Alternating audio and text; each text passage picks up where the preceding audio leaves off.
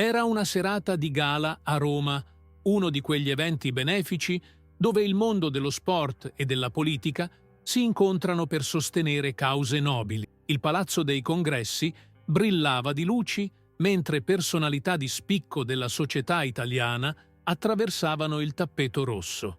Jannik Sinner, con il suo caratteristico sorriso pacato, si muoveva tra gli invitati. Il giovane campione italiano, amato per la sua umiltà quanto per le sue imprese sportive, si fermava pazientemente per selfie e autografi. «Jannik!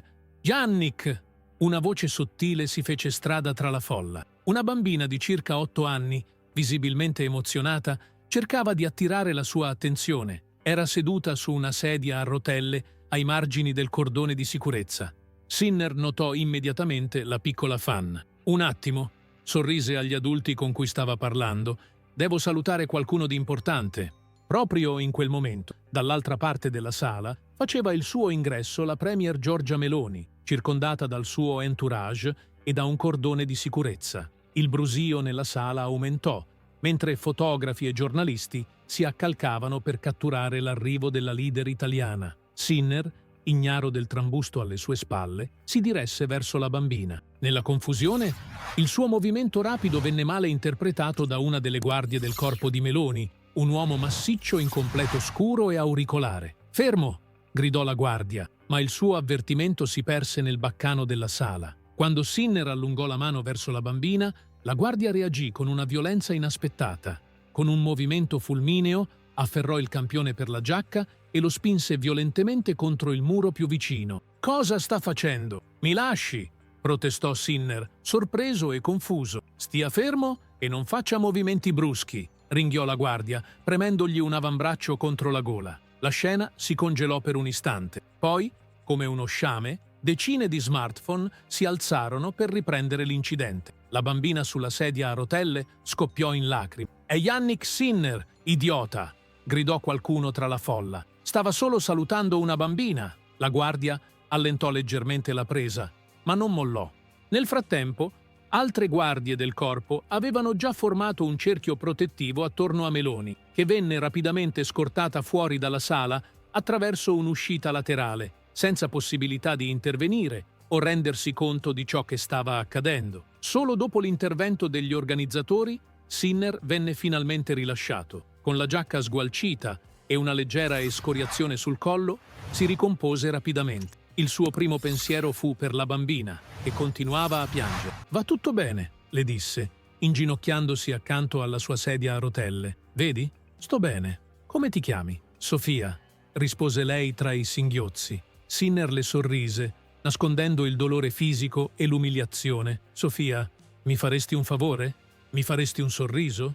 Mentre la bambina accennava timidamente un sorriso, i flash dei fotografi illuminavano la scena. L'immagine di Jannik Sinner, aggredito ingiustamente, che consolava una bambina in lacrime, stava già facendo il giro del mondo. E Meloni, già lontana dal luogo dell'incidente, non aveva ancora idea che quel malinteso avrebbe innescato una serie di eventi destinati a cambiare l'Italia. Sinner aggredito dalla sicurezza di Meloni. Lo scandalo scuote l'Italia. I titoli dei giornali l'indomani mattina erano unanimi. Il video dell'incidente, ripreso da decine di smartphone, era diventato virale durante la notte. Oltre 10 milioni di visualizzazioni in poche ore. Nella sua elegante abitazione milanese, Jannik Sinner osservava il proprio telefono con un misto di incredulità e preoccupazione. Centinaia di messaggi, chiamate perse, notifiche. I suoi social media erano stati invasi da commenti di supporto, indignazione e richieste di interviste. «Dovresti rilasciare una dichiarazione», suggerì il suo agente al telefono. «Tutti vogliono sapere come stai e cosa intendi fare. Potresti denunciare, sai. Quell'uomo ha esagerato». Sinner sospirò. «Dammi tempo per pensare. Non voglio alimentare altre polemiche». Nel frattempo, a Palazzo Chigi, un'atmosfera tesa pervadeva l'ufficio del Premier. Giorgia Meloni, con un'espressione grave, stava visionando il video dell'incidente per la prima volta. «Come è potuto succedere?» chiese con tono severo al suo capo della sicurezza. «Chi è quella gente? Voglio un rapporto completo sulla mia scrivania entro un'ora». La notizia si era rapidamente trasformata in un caso politico. L'opposizione chiedeva scuse immediate e provvedimenti disciplinari. Sui social, l'hashtag Bekin Giustizia Sinner stava spopolando. Premier, dobbiamo rilasciare una dichiarazione, suggerì il capo ufficio stampa. Il silenzio sta danneggiando la nostra immagine. Meloni annuì lentamente. Preparate un comunicato. Esprimiamo rammarico per l'incidente, ma senza ammissioni di colpa dirette. Stiamo indagando sull'accaduto. Il comunicato, freddo e burocratico, venne percepito dall'opinione pubblica come insufficiente. La polarizzazione aumentava di ora in ora. Nel pomeriggio, un talk show trasmise un'intervista esclusiva alla famiglia della piccola Sofia, la bambina in sedia a rotelle. Mia figlia combatte contro una malattia degenerativa, spiegò la madre con voce rotta dall'emozione. Incontrare Yannick era il suo sogno. Aveva preparato anche un disegno per lui e invece si è ritrovata in mezzo a questa brutta storia. Le immagini del disegno di Sofia, un ritratto colorato di Sinner con la scritta «Il mio eroe», fecero il giro delle trasmissioni, amplificando l'indignazione pubblica. Mentre la pressione mediatica cresceva, Sinner rimaneva in silenzio. Non apparizioni pubbliche, nessun post sui social, solo un breve messaggio al suo team. «Ho bisogno di stare da solo per qualche giorno». Paolo Bonolis, durante il suo popolare show televisivo, commentò sarcasticamente l'accaduto. «In Italia puoi vincere tutti i tornei che vuoi, ma basta una guardia del corpo nervosa per ricordarti che sei solo un cittadino come gli altri». Stefano De Martino, intervistato da un telegiornale, espresse solidarietà a Sinner. «Lo conosco, è un ragazzo d'oro, non meritava questo trattamento». Il terzo giorno dopo l'incidente, quando il caso sembrava destinato a trasformarsi in un'infinita battaglia politica, l'ufficio stampa di Yannick Sinner annunciò una conferenza stampa per il giorno seguente. Yannick Sinner parlerà pubblicamente dell'incidente e delle sue decisioni future, recitava il comunicato. L'Italia intera si preparava ad ascoltare. Nessuno, però, avrebbe potuto immaginare cosa il giovane campione stava per annunciare. La sala conferenze dell'Hotel Excelsior era gremita fino all'inverosimile. Giornalisti da ogni angolo d'Italia e corrispondenti internazionali si accalcavano con microfoni, telecamere e taccuini in mano. L'aria condizionata faticava a rinfrescare l'ambiente surriscaldato dall'elettricità dell'attesa e dal calore dei riflettori delle televisioni nazionali. Alle 10:00 in punto, le porte laterali si aprirono. Yannick Sinner fece il suo ingresso con passo misurato ma sicuro. Indossava un completo blu scuro di taglio moderno, camicia bianca immacolata, nessuna cravatta, un look che bilanciava perfettamente formalità e autenticità, proprio come il suo carattere. Sul collo, nonostante il leggero strato di fondotinta, si poteva ancora intravedere un'escoriazione rossastra, testimonianza fisica dell'aggressione subita. Il brusio della sala si spense istantaneamente. Decine di fotocamere iniziarono a scattare freneticamente mentre Sinner prendeva posto dietro il tavolo. Si schiarì la voce, accese il microfono e alzò lo sguardo verso la platea con quella calma determinazione che lo contraddistingueva anche nei momenti più difficili sul campo da tennis. «Buongiorno a tutti, grazie per essere venuti», iniziò con voce pacata ma incredibilmente chiara. «Vorrei innanzitutto ringraziare le migliaia di persone che mi hanno espresso solidarietà nei giorni scorsi. Il vostro affetto è stato come un abbraccio in un momento difficile». Fece una breve pausa, bevve un sorso d'acqua dalla bottiglia di vetro posizionata sul tavolo, poi riprese con intensità crescente. «Molti si aspettano che oggi annunci azioni legali contro la gente che mi ha aggredito. Altri sperano che attacchi il governo o che chieda le dimissioni di qualcuno. Ma non è questo il motivo per cui vi ho convocati». Un mormorio di sorpresa attraversò la sala. I giornalisti si scambiarono sguardi perplessi. Alcuni iniziarono freneticamente a digitare sui loro smartphone. «Negli ultimi 3 giorni ho vissuto un'esperienza strana. All'improvviso il mio nome è diventato una bandiera, un simbolo, uno strumento politico. Tutti parlavano di me, ma pochi si sono fermati a chiedersi cosa ci fosse oltre quell'immagine virale, oltre quell'episodio di violenza». Sinner si sporse leggermente in avanti, appoggiando i gomiti sul tavolo. Il suo tono si fece più intimo, come se stesse parlando a ciascuna persona individualmente. «Ho rivisto più volte il video dell'incidente, non per autocommiserazione, ma perché cercavo qualcosa. E l'ho trovato. Non nella guardia che mi spinge contro il muro, ma nel volto di Sofia, quella bambina in sedia a rotelle che volevo semplicemente salutare. Nei suoi occhi ho visto terrore, delusione, ma soprattutto ho visto invisibilità. Le telecamere catturarono l'emozione genuina che attraversò il suo volto mentre parlava della bambina. Sofia ha 8 anni, soffre di una rara forma di atrofia muscolare spinale. La sua famiglia spende oltre 4.000 euro al mese in terapie non coperte dal sistema sanitario. E sapete qual era il suo grande sogno? Non un viaggio a Disneyland o un giocattolo costoso. Il suo sogno era incontrarmi, farmi un disegno, parlarmi per 30 secondi. Sinner estrasse dalla tasca interna della giacca un foglio piegato con cura, il disegno che Sofia gli aveva fatto recapitare tramite i suoi genitori il giorno dopo l'incidente. Lo aprì delicatamente e lo mostrò alle telecamere. Un ritratto colorato di lui con la scritta «Il mio campione», in una calligrafia infantile incerta. Ho passato gli ultimi 3 giorni a parlare con medici, assistenti sociali, famiglie con bambini come Sofia. Ho scoperto un'Italia nascosta, fatta di battaglie quotidiane, liste d'attesa interminabili, burocrazia opprimente, solitudini devastanti. Si raddrizzò sulla sedia. La sua voce acquisì un tono risoluto. Per questo motivo, oggi non sono qui per alimentare divisioni o per chiedere risarcimenti personali. Sono qui per annunciare la nascita della Fondazione Futuro Presente, un'organizzazione dedicata al supporto di bambini con malattie rare e delle loro famiglie. La sorpresa era palpabile. I giornalisti si scambiavano sguardi increduli, alcuni già freneticamente al telefono con le redazioni.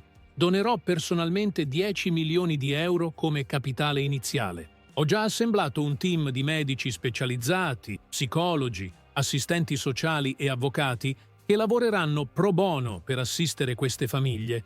Il nostro obiettivo è triplice: fornire supporto pratico immediato, finanziare la ricerca scientifica sulle malattie rare pediatriche e fare pressione per riforme legislative che riducano l'onere burocratico e finanziario per queste famiglie. Sinner fece una pausa, consapevole che quello che stava per dire avrebbe generato l'onda d'urto più forte. Ma c'è un altro annuncio che voglio fare oggi. Ho personalmente contattato Mario Belli, l'agente di sicurezza che mi ha aggredito 3 giorni fa.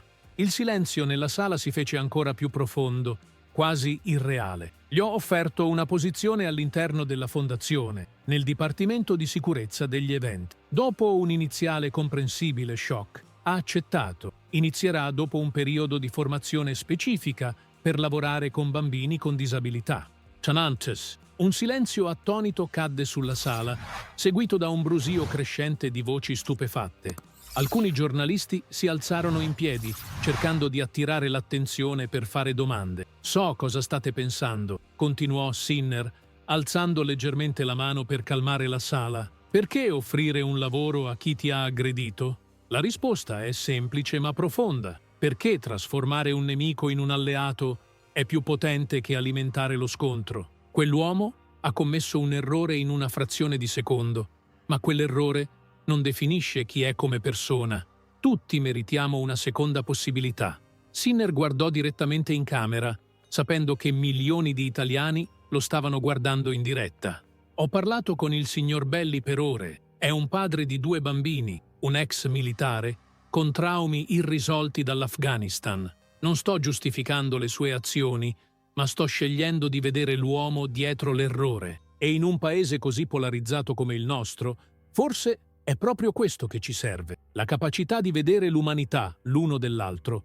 Anche quando sbagliamo, i flash delle fotocamere scattavano incessantemente, mentre Sinner proseguiva, delineando la struttura organizzativa della fondazione, le partnership già stabilite con ospedali e centri di ricerca e i primi progetti pilota già in fase di avvio. E infine, concluse dopo quasi 40 minuti di presentazione dettagliata, vorrei estendere un invito pubblico alla Premier Giorgia Meloni. La sala tornò immediatamente al silenzio totale, non per chiedere scuse o compensazioni, ma per discutere di come il governo e la nostra fondazione possano collaborare su un terreno comune, il benessere dei bambini italiani più vulnerabili. Perché questa non è una questione politica di destra o di sinistra, è una questione umana che riguarda il futuro della nostra nazione. alzò il disegno di Sofia ancora una volta. Se lo facciamo per bambini come Sofia, stiamo costruendo un'Italia migliore per tutti. Ed è questo il vero patriottismo.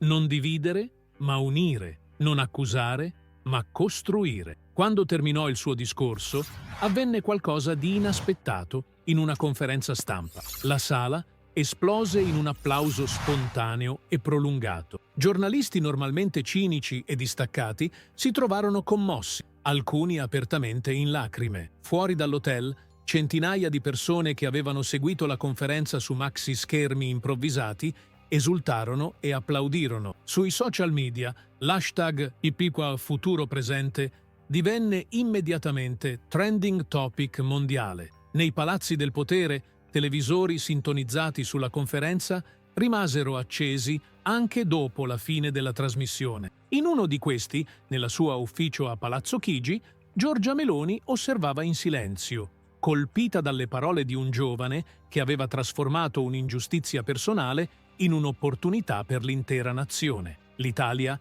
aveva appena assistito al primo atto di una rivoluzione silenziosa che avrebbe cambiato il paese in modi che nessuno poteva ancora immaginare. Nelle 2 settimane successive alla conferenza stampa di l'Italia sembrò risvegliarsi da un lungo torpore di cinismo e rassegnazione. La Fondazione Futuro Presente catalizzò un'energia collettiva che sorprese gli osservatori più esperti della società italiana. Il sito web della Fondazione, lanciato il pomeriggio stesso della conferenza, ricevette così tante visite da andare in crash 3 volte nelle prime 24 ore. Quando finalmente stabilizzato, registrò un fenomeno senza precedenti.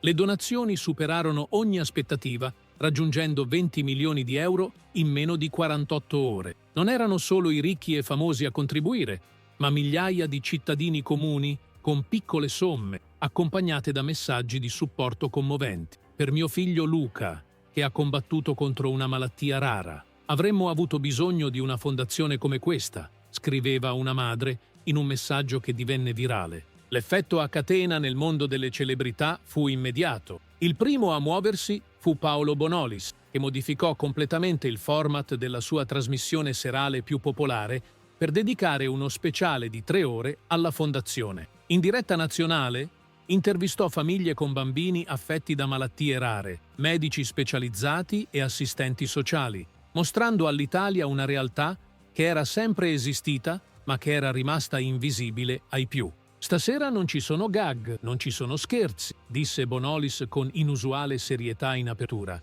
«Ci sono solo storie che dobbiamo ascoltare e un'opportunità per fare la differenza». La trasmissione raccolse altri 5 milioni in donazioni e, cosa più importante, sensibilizzò milioni di italiani su tematiche complesse, come le malattie rare pediatriche, le difficoltà burocratiche delle famiglie e le lacune del sistema assistenziale. Stefano De Martino non volle essere da meno. In meno di una settimana organizzò Una notte per il futuro, un evento benefico presso l'Arena di Verona che vide la partecipazione gratuita di oltre 30 tra i più grandi nomi della musica e dello spettacolo italiano. L'evento, trasmesso in prima serata, raccolse altri 12 milioni di euro. Ma il vero fulcro emotivo di questo movimento divenne Sofia, la bambina in sedia a rotelle che involontariamente aveva innescato tutta la vicenda. Con il permesso dei genitori, Sofia divenne il volto ufficiale della fondazione. La sua storia, la diagnosi a 3 anni, le terapie costose, i sacrifici familiari, i sogni e le speranze di una bambina che rifiutava di farsi definire dalla sua malattia, venne raccontata in un documentario breve ma potentissimo che divenne materiale didattico in centinaia di scuole italiane. «Non voglio che le persone mi guardino con pietà», disse Sofia nel documentario, con la saggezza sorprendente che spesso emerge nei bambini che affrontano grandi sfide. «Voglio solo che vedano che ci sono e che ho diritto a sognare come tutti». Queste parole diventarono il motto non ufficiale della fondazione. Nel frattempo, una trasformazione ancora più sorprendente stava avvenendo lontano dai riflettori. Mario Belli, l'ex agente di sicurezza che aveva aggredito Sinner, stava affrontando un intenso percorso personale e professionale. Dopo settimane di training specializzato con psicologi e operatori sociali e sessioni di terapia per il suo disturbo post-traumatico da stress mai diagnosticato, Belli accettò di apparire in un'intervista esclusiva sul TG1. Seduto accanto a Sinner in quello che doveva essere un breve segmento di 5 minuti, ma che si prolungò per quasi mezz'ora per decisione del direttore del telegiornale, Belli mostrò all'Italia un volto umano dietro l'immagine del violento che era stata costruita. «Ero pronto a perdere tutto», confessò con voce rotta dall'emozione, le mani che tremavano visibilmente. «Mia moglie mi aveva già detto che se avessi perso il lavoro mi avrebbe lasciato. I miei colleghi non mi parlavano più. Ricevevo minacce sui social. Ero preparato al peggio». Fece una pausa, cercando di controllare l'emozione. «Invece ho ricevuto una chiamata da Jannik Sinner, non per accusarmi, non per umiliarmi, ma per offrirmi una seconda possibilità. All'inizio pensavo fosse uno scherzo crudele, poi ho capito che era sincero e... Beh, si interruppe, incapace di continuare. Sinner intervenne delicatamente. Mario sta facendo un lavoro straordinario con i nostri bambini. Ha una sensibilità speciale con loro. Belli riprese, con più controllo. Lavorare con questi bambini mi ha fatto scoprire qualcosa che non sapevo. Mia nipote, la figlia di mio fratello che vive in Calabria, soffre di una condizione simile a quella di Sofia, ma la famiglia l'aveva tenuto nascosto, per vergogna, per mancanza di risorse, per paura del giudizio. Ora stiamo aiutando anche loro. Guardò direttamente in camera. Se c'è qualcuno là fuori che sta nascondendo la propria sofferenza o quella di un familiare, vi prego, chiedete aiuto. Non siete soli. La storia di Belli, da villain a simbolo di redenzione e cambiamento, colpì profondamente l'opinione pubblica italiana. Divenne l'emblema di come un singolo errore non debba definire una persona e di come il perdono possa essere una forza trasformativa più potente della punizione. Mentre l'ondata di sostegno pubblico continuava a crescere, il silenzio del governo Meloni diventava sempre più assordante. L'invito di Sinner era rimasto senza risposta ufficiale per giorni, poi settimane. I portavoce di Palazzo Chigi si limitavano a dichiarazioni vaghe. La Premier sta valutando la questione con la dovuta attenzione. L'opinione pubblica, però, non era altrettanto paziente. I sondaggi mostravano un calo significativo di popolarità per Meloni, percepita come distante dalle esigenze reali delle famiglie in difficoltà. L'hashtag Prakwiturin Meloni rispondi era in trending topic permanente, mentre editoriali sempre più critici apparivano su giornali di ogni orientamento politico. Fu una giovane deputata dello stesso partito di Meloni, Francesca Romano, madre di un bambino autistico di 7 anni, a rompere gli indugi durante una sessione parlamentare trasmessa in diretta televisiva. «Onorevoli colleghi», dichiarò con voce ferma ma carica di emozione, alzandosi in piedi durante un dibattito su tutt'altro argomento, «non possiamo continuare a ignorare l'elefante nella stanza. Un giovane italiano, vittima di un errore commesso da un rappresentante dello Stato, ci sta tendendo la mano, non per chiedere risarcimenti o vendetta, ma per collaborare a beneficio dei più vulnerabili tra noi, i nostri bambini». La Camera divenne silenziosa, sorpresa dall'intervento non programmato. «Mio figlio Lorenzo ha l'autismo», continuò, la voce che tremava leggermente. «So cosa significa combattere ogni giorno contro un sistema che sembra progettato per farti fallire anziché per supportarti. So cosa significa sentirsi invisibili. E so che l'iniziativa di Jannik Sinner non è una questione politica, ma umana». Guardò direttamente verso i banchi del governo. «È nostro dovere morale rispondere a questa mano tesa, non come politici, ma come esseri umani, come genitori, come italiani che si preoccupano del futuro del loro paese». Il suo discorso, non più lungo di 5 minuti, ma carico di autenticità, ricevette un applauso trasversale che superò le tradizionali divisioni partitiche. Ripreso dalle telecamere parlamentari e immediatamente condiviso sui social media, divenne il catalizzatore finale della pressione pubblica. Quella sera stessa, la deputata Romano venne invitata ai principali talk show. La sua storia personale, la diagnosi del figlio, le difficoltà incontrate nonostante la sua posizione privilegiata, la frustrazione nel vedere come le famiglie meno abbienti affrontassero ostacoli ancora maggiori, risuonò profondamente con l'opinione pubblica. «Se io, con le mie risorse e connessioni, trovo il sistema così difficile da navigare», disse in un'intervista particolarmente toccante, Immaginate cosa provano le famiglie ordinarie. Tuocetitis. Il giorno successivo, in una riunione a porte chiuse del Consiglio dei Ministri, si verificò un acceso dibattito. Fonti anonime riferirono ai giornali che diversi ministri avevano espresso preoccupazione per il danno d'immagine che il prolungato silenzio stava causando al governo. Finalmente, 27 giorni dopo la conferenza stampa di Sinner, arrivò l'annuncio ufficiale. Giorgia Meloni avrebbe incontrato Jannik Sinner a Palazzo Chigi il venerdì successivo. L'incontro, inizialmente previsto come privato, fu trasformato in un evento pubblico su insistenza di Sinner e, sorprendentemente, con l'accordo della Premier. Questa conversazione riguarda milioni di italiani. Dovrebbero poterla ascoltare, aveva dichiarato Sinner in un breve comunicato. La notizia elettrizzò il paese. Le principali reti televisive modificarono i palinsesti per trasmettere l'evento in diretta. Nelle scuole, gli insegnanti organizzarono visioni collettive come momento didattico. Piazza Colonna, di fronte a Palazzo Chigi, si riempì di cittadini che seguivano l'evento sui maxi schermi installati per l'occasione. La mattina dell'incontro, un'immagine simbolica colpì l'Italia. Sofia, in sedia a rotelle, accompagnata dai suoi genitori e da Mario Belli, arrivava a Palazzo Chigi. Era stata invitata personalmente da Sinner per assistere all'incontro. I fotografi immortalarono il momento in cui la bambina, con un vestito azzurro e una corona di fiori tra i capelli, veniva accolta all'ingresso del palazzo con tutti gli onori riservati agli ospiti ufficiali. Quando, pochi minuti dopo, Jannik Sinner e Giorgia Meloni si strinsero la mano davanti alle telecamere, l'Italia trattenne il respiro, in attesa di vedere come si sarebbe sviluppato questo incontro senza precedenti tra un giovane campione,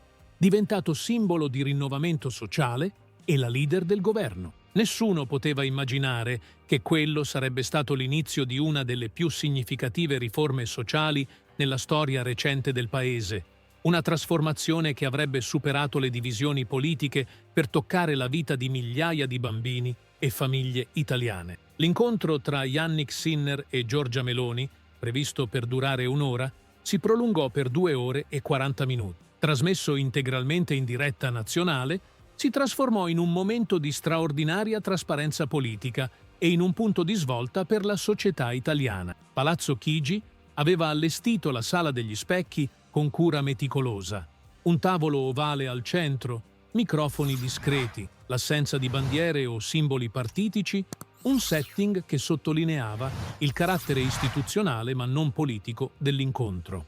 La regia televisiva alternava riprese frontali dei due protagonisti a immagini della piccola Sofia, seduta in prima fila accanto ai genitori e a Mario Belli. All'inizio c'era tensione palpabile. Meloni, in tailleur grigio scuro, appariva composta, ma visibilmente sulla difensiva. Abituata a controllare la narrativa politica, si trovava in una situazione senza precedenti, di fronte a un giovane che, pur rispettoso nei modi, non mostrava alcun timore reverenziale e godeva in quel momento di un sostegno pubblico trasversale superiore al suo. Sinner arrivò preparato, con un dossier dettagliato e una squadra di esperti pronti a intervenire su richiesta. Dopo i convenevoli iniziali e i ringraziamenti di rito, entrò subito nel vivo della questione. Premier Meloni, la ringrazio per questo incontro, esordì con voce calma ma ferma.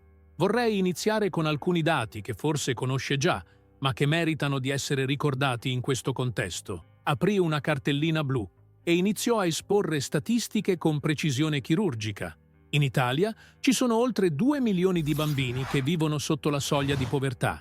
Di questi, circa 500.000 hanno problemi di salute significativi. Le malattie rare colpiscono oltre 25. Da esodo zero famiglie italiane, con un impatto economico medio di 25.000 euro all'anno per famiglia, in spese non coperte dal sistema sanitario nazionale. La telecamera indugiò sul volto attento di Meloni, mentre Sinner continuava, illustrando con dovizia di particolari le difficoltà burocratiche, le liste d'attesa, la disparità di accesso alle cure tra regioni diverse e l'isolamento sociale che colpisce le famiglie con bambini affetti da patologie rare. La mia fondazione può aiutarne alcuni, proseguì Sinner, Ma serve un intervento sistemico che solo le istituzioni possono garantire. Non è una questione di carità, ma di diritti.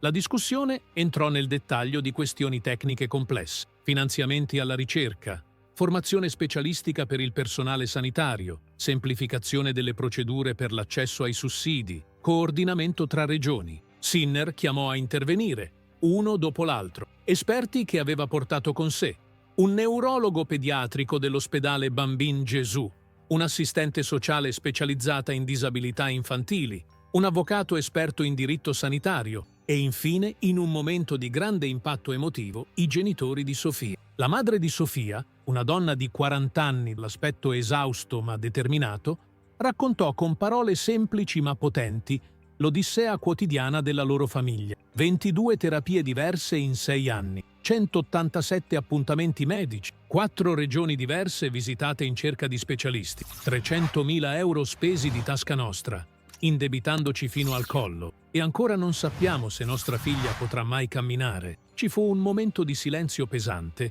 quando terminò il suo racconto. La telecamera catturò Sofia che, dalla prima fila, mandava un bacio alla madre. «Premier Meloni», disse Sinner in un passaggio particolarmente toccante, guardandola direttamente negli occhi, «non le chiedo di cambiare la sua visione politica o ideologica.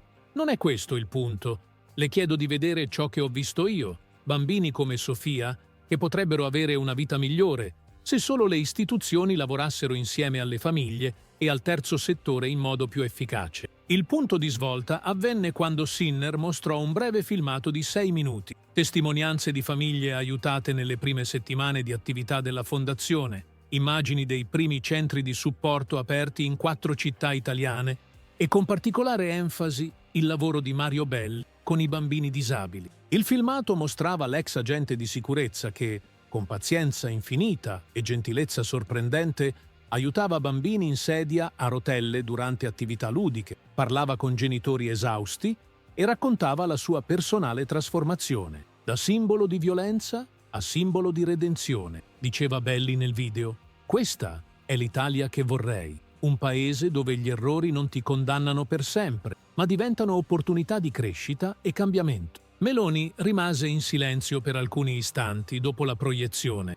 Il suo volto, normalmente espressivo e reattivo, appariva pensieroso, quasi assorto. Poi, in un gesto che sorprese tutti, si tolse il microfono dalla giacca e chiese alle telecamere di spegnersi per 5 minuti. Questo breve intervallo a porte chiuse divenne immediatamente oggetto di speculazioni frenetiche nei commenti televisivi e sui social media. Cosa si erano detti? Era un segnale positivo o negativo? Quando la trasmissione riprese, qualcosa era visibilmente cambiato. L'atmosfera era più distesa, quasi collaborativa. Meloni aveva abbandonato la postura difensiva iniziale. Sinner appariva più rilassato. «Ho ascoltato attentamente», dichiarò Meloni, guardando direttamente in camera, «e riconosco che su questo tema dobbiamo fare di più. Non perché ce lo chiede Jannik Sinner o perché c'è pressione mediatica, ma perché è la cosa giusta da fare». Si voltò verso Sofia e i suoi genitori. «Voglio ringraziarvi per aver condiviso la vostra storia. È un promemoria potente di ciò che conta davvero, al di là delle divisioni politiche». Tornando a rivolgersi alla nazione, annunciò: «Oggi annuncio la creazione di una commissione speciale per la riforma del supporto alle famiglie con bambini affetti da malattie rare o disabilità. Questa commissione avrà poteri reali e un mandato chiaro: semplificare le procedure, armonizzare i servizi tra regioni diverse e garantire che nessuna famiglia debba affrontare da sola battaglie che riguardano tutti noi come comunità». Con un gesto che molti commentatori politici avrebbero in seguito definito senza precedenti, aggiunse: «E invito la Fondazione Futuro Presente a nominare 3 rappresentanti in questa commissione per garantire che la voce delle famiglie sia ascoltata direttamente nel processo decisionale». Sinner annuì, visibilmente sorpreso ma soddisfatto. «Accettiamo con gratitudine questa opportunità. Questo è solo l'inizio di un percorso che faremo insieme, nell'interesse dei bambini italiani». Prima della conclusione dell'incontro, Meloni fece un ulteriore annuncio inaspettato, guardando direttamente verso Sofia. «Il governo stanzierà 50 milioni di euro per un programma di ricerca sulle malattie rare pediatriche, che sarà intitolato a Sofia e a tutti i bambini come lei che combattono battaglie invisibili ogni giorno. La bambina, sorpresa nel sentire il proprio nome, spalancò gli occhi e portò le mani alla bocca in un gesto di stupore che le telecamere immortalarono, trasformandolo istantaneamente in un'immagine simbolo di speranza. L'impatto dell'incontro fu immediato e duraturo. Nei giorni successivi, i media italiani e internazionali parlarono di un miracolo italiano, la capacità di trasformare un momento di conflitto in un'opportunità di progresso sociale, superando le divisioni politiche che tradizionalmente paralizzavano il paese. Nei 3 mesi successivi, la Commissione speciale lavorò a ritmi serrati, producendo una serie di proposte legislative concrete che ottennero un raro supporto bipartisan. Tra queste,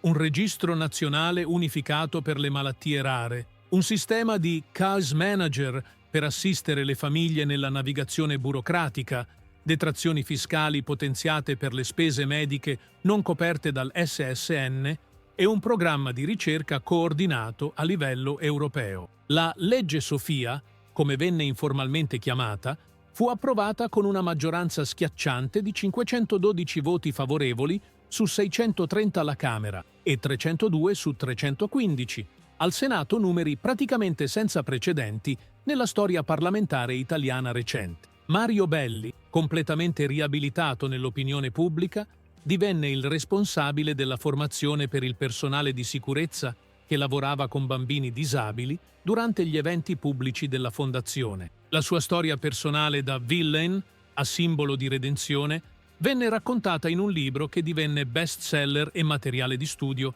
nei corsi di scienze sociali. La Fondazione di Sinner continuò a crescere esponenzialmente. Entro un anno dall'incontro con Meloni, aveva aperto centri di supporto in ogni regione italiana, creato una piattaforma digitale per mettere in rete famiglie con problematiche simili e lanciato un programma di borse di studio per giovani ricercatori nel campo delle malattie rare. La Fondazione di Sinner continuò a crescere esponenzialmente. Entro un anno dall'incontro con Meloni, aveva aperto centri di supporto in ogni regione italiana, creato una piattaforma digitale per mettere in rete famiglie con problematiche simili e lanciato un programma di borse di studio per giovani ricercatori nel campo delle malattie rare. Esattamente un anno dopo l'incidente iniziale, Yannick Sinner e Sofia inaugurarono il primo ospedale pediatrico specializzato in malattie rare, completamente finanziato dalla Fondazione e dal nuovo programma governativo. Situato alla periferia di Roma, l'Ospedale del Futuro Presente combinava assistenza medica all'avanguardia e un approccio olistico al benessere dei piccoli pazienti e delle loro famiglie. Durante la cerimonia di apertura, una giornalista chiese a Sinner se si sentisse orgoglioso di ciò che aveva realizzato in così poco tempo. «Non è il mio successo», rispose con la sua caratteristica umiltà. «È il successo di tutti coloro che hanno scelto di trasformare un momento di conflitto in un'opportunità di cambiamento. È il successo di Mario, che ha avuto il coraggio di ammettere un errore e ricominciare. È il successo della Premier Meloni, che ha ascoltato invece di difendersi. È il successo di Sofia e di migliaia di bambini come lei, che finalmente vengono visti per ciò che sono, non problemi da risolvere, ma persone con sogni e diritti». Sofia, ormai diventata un simbolo nazionale, tagliò il nastro dell'ospedale tra gli applausi di centinaia di persone. Al suo fianco c'erano Sinner, i suoi genitori, Mario Belli e, in un'immagine che nessuno avrebbe potuto immaginare un anno prima, la Premier Meloni. La storia di Yannick Sinner era diventata molto più grande del tennis, più grande dello sport stesso. Era la dimostrazione che anche nelle circostanze più difficili, la scelta di rispondere con compassione anziché con rabbia poteva innescare cambiamenti profondi e duraturi. In un'Italia spesso divisa e cinica, la rivoluzione silenziosa di Sinner aveva mostrato una via diversa, quella della collaborazione, del perdono e della visione comune. E tutto era iniziato con un malinteso, un momento di violenza trasformato in opportunità. Quella era la vera rivoluzione, non le urla, non lo scontro, ma la capacità di vedere oltre il conflitto immediato per costruire un futuro migliore. La mano tesa di Sinner aveva cambiato l'Italia, un bambino alla volta.